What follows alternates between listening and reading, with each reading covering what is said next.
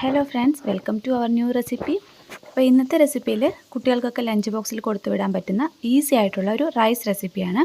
അപ്പോൾ അതിനായിട്ട് ആദ്യം തന്നെ ഒരു പാൻ ചൂടാക്കി അതിലേക്ക് ഒരു 2-2.5 ടേബിൾ സ്പൂണിൻ്റെ അളവിൽ വെളിച്ചെണ്ണ ഒഴിച്ച് കൊടുക്കുന്നുണ്ട്. ഇനി അതിലേക്ക് ചെറിയ ജീരകം ഒരു 1/4 ടീസ്പൂണിൻ്റെ അളവിൽ ചേർത്ത് കൊടുക്കുക. പിന്നെ നമുക്ക് ഇവിടെ ഒരു ചെറിയ വലിയ ഉള്ളി പൊടിയായിട്ട് കട്ട് ചെയ്ത് വെച്ചിട്ടുണ്ട്, അതും കൂടെ ചേർത്ത് കൊടുക്കുക കേട്ടോ. ഇനി ഈ സവാള ഒന്ന് ലൈറ്റായിട്ടൊന്ന് വാടി വരുന്നത് വരെ നമുക്കൊന്ന് വഴറ്റിയെടുക്കാം. അധികം മൊരിഞ്ഞു പോകേണ്ട ആവശ്യമൊന്നുമില്ല. ഒരുപാട് മസാലകളൊന്നും ഇല്ലാതെ നല്ല പെട്ടെന്ന് തന്നെ ചെയ്യാൻ പറ്റുന്ന ഒരു ഈസി ആയിട്ടുള്ള റെസിപ്പിയാണ് കേട്ടോ ഇത്.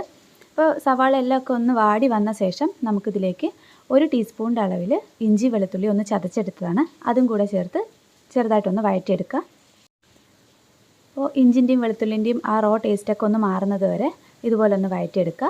അതിനുശേഷം 2 മീഡിയം സൈസിലുള്ള ഉരുളക്കിഴങ്ങ് ഇതുപോലെ കട്ട് ചെയ്തെടുത്തതാണ്, അതും കൂടി ഇതിലേക്ക് ചേർത്ത് കൊടുത്ത് നന്നായിട്ടൊന്ന് ഫ്രൈ ചെയ്തെടുക്കുക കേട്ടോ. നമ്മൾ ഇത് ഉരുളക്കിഴങ്ങ് കുക്കാകാൻ വേണ്ടിയിട്ട് ഇതിലേക്ക് വെള്ളമൊന്നും ചേർക്കുന്നില്ല. ഈ ഓയിലിൽ തന്നെ ഈ ഉരുളക്കിഴങ്ങ് ഒന്ന് ഒരു ഹാഫിലധികം കുക്കായിട്ട് വരണം, അതുവരെ നമുക്കൊന്ന് വഴറ്റിയെടുക്കാം.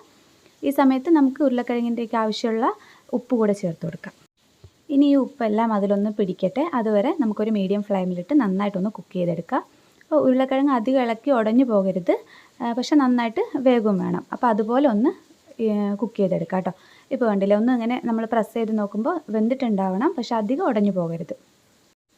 അപ്പോൾ ഈ സ്റ്റേജിലാവുമ്പോൾ നമുക്കിതിലേക്ക് ആവശ്യത്തിനുള്ള മസാലപ്പൊടികളൊക്കെ ചേർത്ത് കൊടുക്കുക. ഞാനിവിടെ 1/2 ടീസ്പൂണിൻ്റെ അളവിൽ എരിവുള്ള മുളക് പൊടിയാണ് ചേർക്കുന്നത്. പിന്നെ ഒരു 1/4 ടീസ്പൂണിൻ്റെ അളവിൽ മഞ്ഞൾപ്പൊടിയും 1/2 ടീസ്പൂണിൻ്റെ അളവിൽ ഗരം മസാലപ്പൊടിയും കൂടെ ചേർത്ത് നന്നായിട്ടൊന്ന് മിക്സ് ചെയ്തെടുക്കുന്നുണ്ട്. നമുക്ക് ഈ സമയത്ത് ടേസ്റ്റ് നോക്കിയിട്ട് ഉപ്പ് കുറവുണ്ടെങ്കിൽ ഉപ്പ് കൂടെ ചേർത്ത് കൊടുക്കാം കേട്ടോ.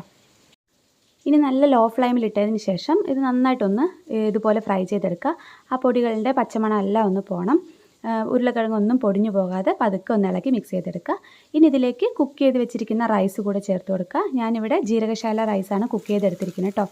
അപ്പോൾ നിങ്ങൾക്ക് പൊന്നിയരിയോ അല്ലെങ്കിൽ പച്ചരി അധികം വേകാതെ കുക്ക് ചെയ്തെടുത്തിട്ട് അതാണെങ്കിലും ചേർത്ത് കൊടുത്താൽ നല്ല ടേസ്റ്റ് ആയിരിക്കും കേട്ടോ. ഞാനിവിടെ കുറച്ചുകൂടെ ഒന്ന് മണമൊക്കെ ഒന്ന് കിട്ടാൻ വേണ്ടിയിട്ട് പെട്ടെന്ന് തന്നെ കുക്കായി കിട്ടുമല്ലോ, അതിന് വേണ്ടിയിട്ട് ജീരകശാല റൈസാണ് എടുത്തിരിക്കുന്നത്. ഇനി ഇത് റൈസൊന്നും പൊടിഞ്ഞു പോകാതെ ഉരുളക്കിഴങ്ങൊന്നും അധികം കുഴഞ്ഞു പോകാത്ത രീതിയിൽ ചെറുതായിട്ടൊന്ന് മിക്സ് ചെയ്തെടുക്കാം.